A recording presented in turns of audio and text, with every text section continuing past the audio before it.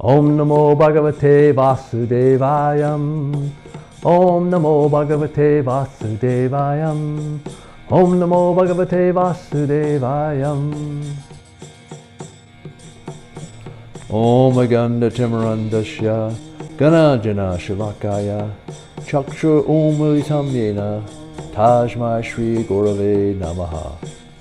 I was born in the darkest of ignorance, and my spiritual master opened my eyes with the torch of knowledge. I offer my respectful obeisances unto him.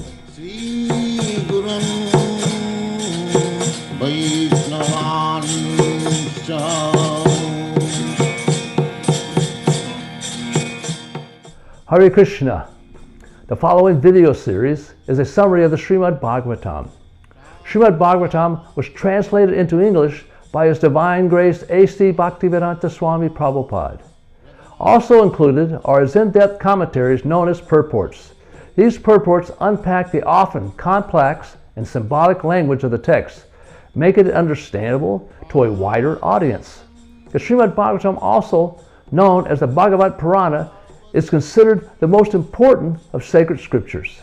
Composed around 5,000 years ago, it is considered the ripened fruit of the tree of Vedic literature and the original commentary on the Vedanta-sutra. The author of Srimad Bhagavatam is Srilla Vyasadeva. He is also the compiler of the Vedas, classified as a Purana, a vast genre of ancient stories and knowledge encompassing history, philosophy, and spiritual teachings. Srimad Bhagavatam includes stories of avatars, creation narratives, lives of saints and sages, philosophy discourses, and practical guidance for spiritual life. Divided into 12 cantos with over 18,000 verses covering 10 subject matters. 1. The elemental creation. 2. The secondary creation. 3. The planetary systems. 4. Protection by the Lord. 5. The creative impetus. 6. Manvatars. 7. The science of God. 8. The dissolution. 9. Liberation. And 10. The supreme shelter. In the Chaitanya Charitamrita, Madhya-lila, chapter 25, text 143 and 144, Lord Chaitanya, speaking to Prakrisananda Saraswati, tells him. Translation. The meaning of the Vedanta-sutra is present in Srimad Bhagavatam. The full purport of the Mahabharata is also there. The commentary of the Brahma Gayatri is also there and fully expanded with all Vedic knowledge. Srimad Bhagavatam is the Supreme Purana. It was compiled by the Supreme Personality of Godhead in His incarnation as Vyasadeva. There are 12 cantos, 335 chapters, and 18,000 verses. Canto 3, chapters 25 through 33. Chapter 25, the Glories of Devotional Service. Sunakarish glorified the Lord's incarnation of Kapila Deva and then requested Sutta Goswami to speak about Kapila Deva's activities and pastimes. Sutta Goswami narrated Maitreya's description of Devahuti's awareness of her son's Kapila Deva's position and her taking shelter of him for transcendental instruction. Devahüti inquires as to the practical activities of this Sankhya Yoga devotional service, and Kapila Deva compassionately explains that the senses and natural tendency of the mind to serve must be engaged in his service, and by this practice one's subtle body is effortlessly dissolved. One should also see the Lord's charming form and become always absorbed in the Lord. A devotee who does this never wishes to merge within the Lord, nor does he desire mystic perfections, for he has achieved the supreme opulence. Due to the Lord's potencies, which dictates the functioning of the universe, the devotees without fear, by fixing their minds upon Him, enter the kingdom of God. A verse from chapter 25, text 25. Satam prasangam mamavira samvido bhavanti hrit karna rasayana kata tajjosanats asva parvagar ratmani Shraddha Ratir Bhaktir Anukramishati. Translation. In the association of pure devotees, discussion of the pastimes and activities of the Supreme Personality of Godhead is very pleasing and satisfying to the ear and heart. By cultivating such knowledge, one gradually becomes advanced on the path of liberation. and thereafter he is freed, and his attraction becomes fixed. Then real devotion and devotional service begin. Chapter 26, Fundamental Principles of Material Nature. Devahüti requests Kapila Dev to further explain the relationship between the Lord and his marginal energies, and Kapila Dev describes the unmanifest pradhan and manifest prakriti material energies. He next describes the effect of the Supreme Lord as the time factor upon these elements, as well as his activities as the Supersoul. After these elements are created, they still remain unmixed. The Lord then entered the universe as Garbhodakshai Vishnu, with the necessary 7 primary elements. The Virat Purusha was thus born within the egg of the material ingredients. From the Virat Purusha incarnation comes the senses, the sense objects, and the sense organs. A verse from chapter 26, text 2. Yanam Nishresha Tarthaya Purusha Shatma Darsanam Yat Ahuvarnate Tate Hridaya Granthi Bedanam. Translation. Knowledge is the ultimate perfection of self-realization. I shall explain that knowledge unto you by which the knots of attachment to the material world are cut. Chapter 27. Understanding material nature. Devahüti inquires about the release of the soul from material nature, as the soul and material nature have been attracted to each other eternally. Kapila Dev answered that one can become free from matter as well as the control of the modes, even while still within the material body, by seriously discharging devotional service and giving up both the desire to exploit material nature and the desire to become one with the Lord. One must truly know the faultlessness of the desire to enjoy material nature. One must fully give up the attempt. An enlightened soul cannot be harmed by Maya even while he is within the material world, as his mind is fixed on the Lord. After many births, the yogi will have neither doubts nor desire for material or mystic enjoyment, and his motivation for action will be his affection for the Lord and his desire to please him. By the Lord's causeless mercy, such a devotee is enlightened and enters into the spiritual world. A verse from chapter 27 is text 21.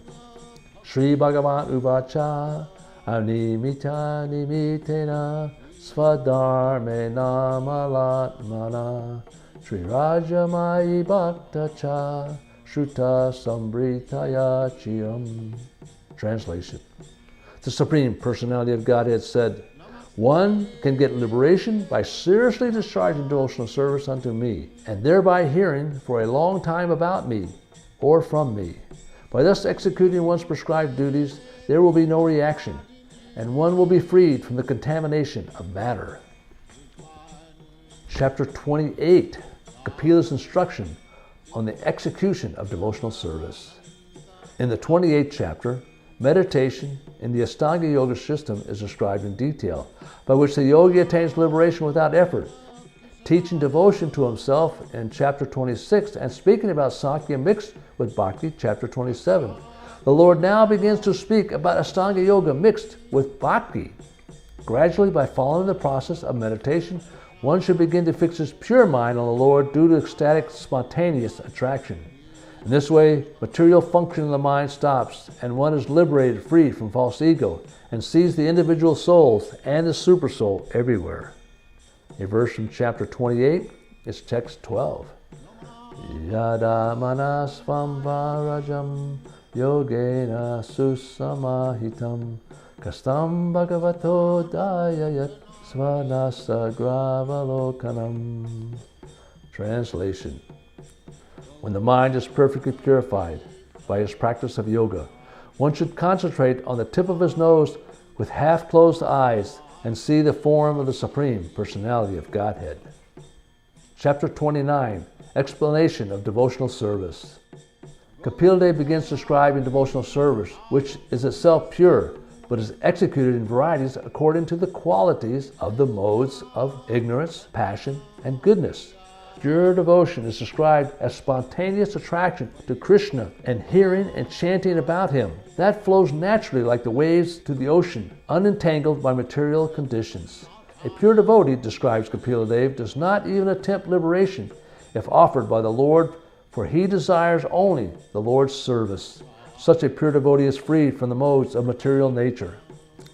To attain this stage, a devotee should perform his prescribed duties for Krishna's pleasure, visit the Lord in the temple, offer prayers and touch the Lord's feet, and respect all living beings as souls. A devotee should respect the acharyas, be compassionate to those without spiritual knowledge, make friendship with those who share common interests, and follow the rules and regulations, and discuss Krishna Katha. After being purified, one will be attracted by Krishna's name and qualities. One should be careful to not simply respect Krishna, yet disrespect other living beings. A person acting in that way will never attain peace of mind. One should only see the soul and supersoul present within all living beings, including oneself. A verse from chapter 29 is text 13. Salokya sarsi samipya sarupya ikatam apyuta diyam manam nagrinanti vina matsevanam gyana. Translation. A pure devotee does not accept any kind of liberation, salokya, sarishti, samipya, sarup, or ekatva, even though they are offered by the Supreme Personality of Godhead. Chapter 30, description of adverse fruitive activities. Kapila has shown to his mother in 5 chapters bhakti mixed with gunas, pure bhakti as well as gyan, and Astanga Yoga and Sattva Gun, the mode of goodness. In 3 chapters, he now shows one after another results arising from activities of tamas, the mode of ignorance, rajas, the mode of passion, and sattva, the mode of goodness. Maya covers the living entity and pulls him down by influencing him to think of his home, land, wealth, and even his body as permanent. The practical example of delusion is the attached householder who remains attached to his family despite difficulties until old age. He may even go to hell for his misdeeds in supporting his family, and he yet will be disrespected and treated with neglect in his old age. Finally, he lies down to die, surrounded by his relatives, and he dies thinking of his family. A verse from chapter 30, text 1. Kapila uvacha tasyai tasya gyano nunam nayam vidoru vikraman kalyamano pibalino payor iva ganavalai. Translation. The Personality of Godhead said, a mass of clouds does not know the powerful influence of the wind. A person engaged in material consciousness does not know the powerful strength of the time factor by which he is being carried. Chapter 31, the movements of the living entities. Now Kapila shows how the living entity again returns to the human species. The jiva enters a human body by previous karmas, which are put into action by the Lord. Kapila Dev then explains that during the birth process, the child in agony loses his knowledge and cries loudly. Passing through childhood, he cannot play as he likes, and he thus becomes angry. With the growth of his body, he becomes more addicted to lust and passion. By following the path of unrighteousness, influenced by persons addicted to sex and improper eating, he again glides to hell. Due to the addiction to sex, he loses all good qualities. Enjoying and suffering the fruits of his karma, a living entity revolves in different species and planets. One should understand the remedy, the problem of birth and death through the detachment and resolution of purpose. One should intelligently understand his true identity and his relationship with the material world and act unconcerned with the material world. A verse from chapter 31 is text 1. Sri Bhagavan Uvacha Karmana Daiva Netrena Chatur Deho Papataye Sritaya Pravishta Udaram Pusmo Rita Kanashraya. Translation. The Personality of Godhead said, under the supervision of the Supreme Lord and according to the results of his work, the living entity, the soul, is made to enter into the womb of a woman through the particle of the male semen to assume a particular type of body. Chapter 32, Entanglement and Fruitive Activities. A pious householder who wishes to enjoy materialistically worships the demigods and may even attain the moon planet, but they again return to earth. Intelligent persons therefore perform their duties without attachment and for Krishna's pleasure and approach the spiritual world. Yogis practice in detachment and pranayama, reach Brahmaloka, and go back to Godhead as Brahma does at the end of the universe. Kapila Dev thus advises his mother to fully take shelter only of the lotus feet of the Supreme Personality of Godhead with devotion. Diverting one's attention to any other activity is unnecessary, for by engaging in devotional service, one will develop detachment and knowledge. A verse from chapter 32 is text 11. Atatam sarva bhutanam ritpadmestu kritalayam shrutanu bhavan saranam raja bhavena bhamini. Translation. Therefore, my dear mother, by devotional service, take direct shelter of the Supreme Personality of Godhead, who is seated in everyone's heart. Chapter 33, Activities of Kapila. Devahüti became filled with knowledge.